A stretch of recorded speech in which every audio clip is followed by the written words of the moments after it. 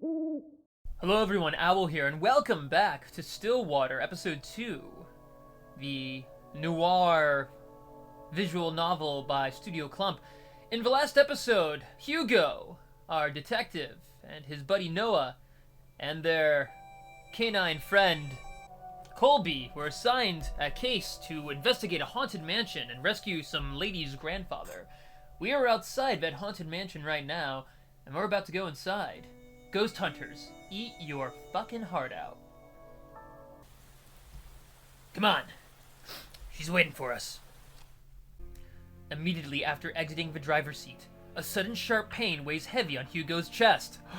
Today's the day! Grasping tightly at his coat, he begins to gasp for air. His gaze hazes as he leans close to the car. Soon, the sweet embrace of death will come to claim him, and he can finally get the hell out of this mortal shell. Like a fish drawn out from sea, he desperately heaves. But this ache he harbors pales in comparison to a pain far more excruciating. Getting a nail through the Johnson. It's called a Prince Albert. It's a thing. Is it the house? No. Something far more sinister. He feels it. Someone is watching him. A piercing gaze fixed on him. Like leering at a bug and waiting to strike. I'll never forgive you. What the hell? Damn it. Already? I need to hurry or else... Hey, are you alright? Noah calls out to him, snapping him out of his fixated trance. Colby nudges his head against Hugo, whining with concern over his partner's well-being. This isn't his first episode. Did you hear that just now? Hear what? That voice. It was so close to my ear, Is everything alright?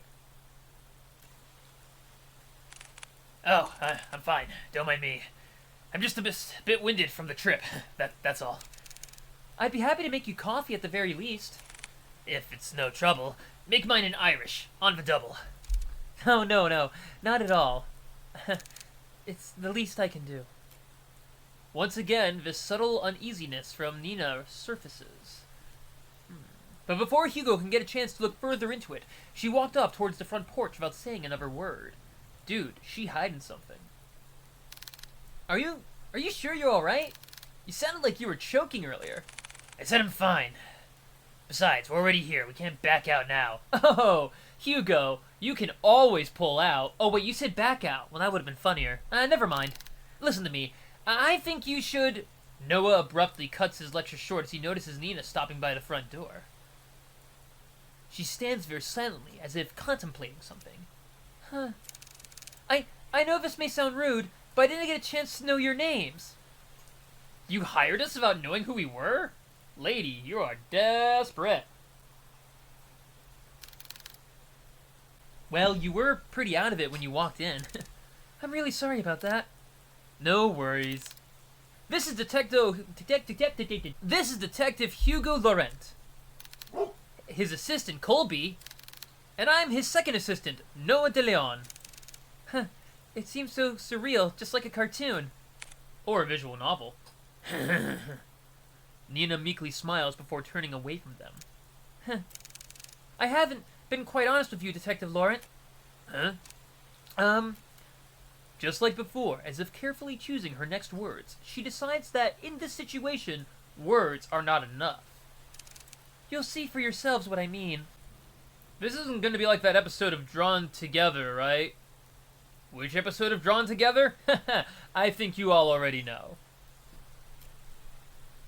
And with that, Nina enters the house, leaving the three to follow behind.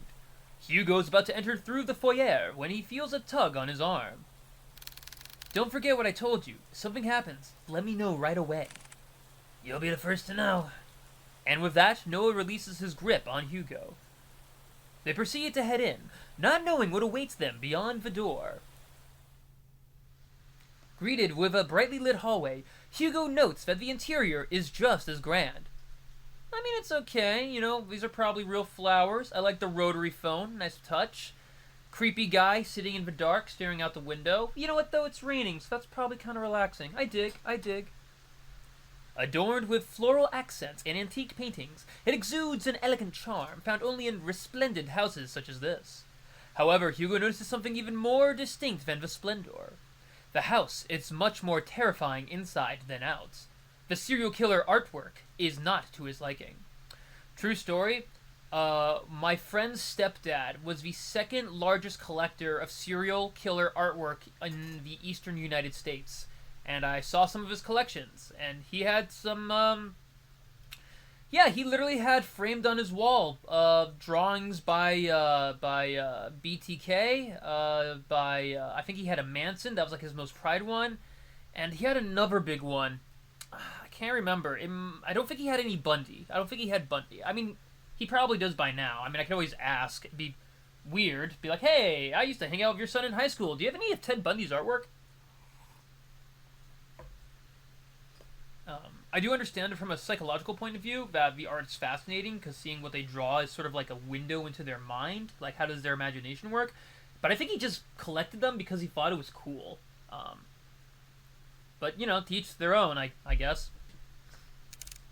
Please, come this way. Bracing themselves, they enter the dimly lit drawing room. Oddly enough, no one was drawing in there. Suspicious. At first glance, Hugo cannot discern the silhouettes situated at the far corner. However, on closer inspection, he now understands the reason for all of Nina's unsettling vagueness. Grandfather, we have guests. Are you hungry, Grandfather? They're here to feed you. What? No, just kidding. That's your I'm sorry, when you said grandfather, did you mean granddaddy? Damn! I mean, look at those eyes, tan skin, those nice emo locks. Okay, grandfather. Yeah, and those two nice ladies that live in the house down the street from me are sisters. Gotcha. Yeah, Sitting on the armchair is a young, thick man. He is dressed in a white-collared down dress shirt, tucked in with black slacks and black penny loafers. Staring only at the window, the young man sits there dazed, with little acknowledgement of the people around him. Still, motionless, like a doll. Like a real doll. Grandpa, these are the people I spoke of. This is Detective Laurent and his two assistants, Colby and Noah. They're going to help us. Yes. Even after introducing them to the head of the Mortimer estate, Hugo and Noah cannot help but feel unnerved. The man before them is supposed to be frail and older than any of them, and yet he remains forever unchanging. Turns out the Mortimer family invented Botox, so he's just really, Botoxed up. They've come a long way, so I'll be making some coffee. Would you like some, Grandpa? The young man still does not reply, never glancing at Nina or anyone else in the room, only fixated on the rain. I'll be sure to make a cup for you too. She then timidly gestures to Hugo and Noah back to the foyer. Bearing more questions, the two follow Nina outside. But before they leave the drawing room, Hugo takes one last look at the young man. There is an all too familiar air about Henry Mortimer. Did we used to bang in college? Nah, that can't be it, he thought to himself, although he wasn't quite sure. His eyes, they're similar to his own. Oh shit, are we related? Oh, did I sleep with my cousin in college? Said Hugo, distress filling his mind, which was already quite rattled from earlier. Whatever he must be longing for, Hugo knows it will not end well. Don't do it. Don't sleep with the grandpa. Nina, that man. Yes, he's my grandfather, the one I asked you all to watch over. I know this is hard to believe, but... Nina draws something out from her pocket. It's an antique picture of a young man with slicked black hair wearing a luxurious suit. He appears to be poised and refined, a complete contrast to the current Henry Mortimer. This isn't much to go by, but I swear he is the same person. Then why does he look so young? It happened a few nights ago. I was on my way to get a cup of tea when I heard a loud thud coming from my grandfather's room. Repeated thuds, actually. Rhythmic, in motion, over and over again, lasting about 3 minutes and 30 seconds, followed by a sigh. I was worried that something fell over, so I went to go check. When I opened the door, I found him collapsed on the ground, naked and covered in sweat. I rushed to help him up, but when I did, he looked so different. So many things were rushing to my head, and yet he felt so familiar to me. He wore the same clothes that my grandpa wore that night, and his face, I recognized his face.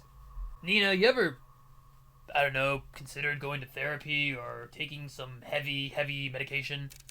He just looked younger. Right. There was also the same night I found that letter. It was next to him, already opened. I'm sorry again for all of this.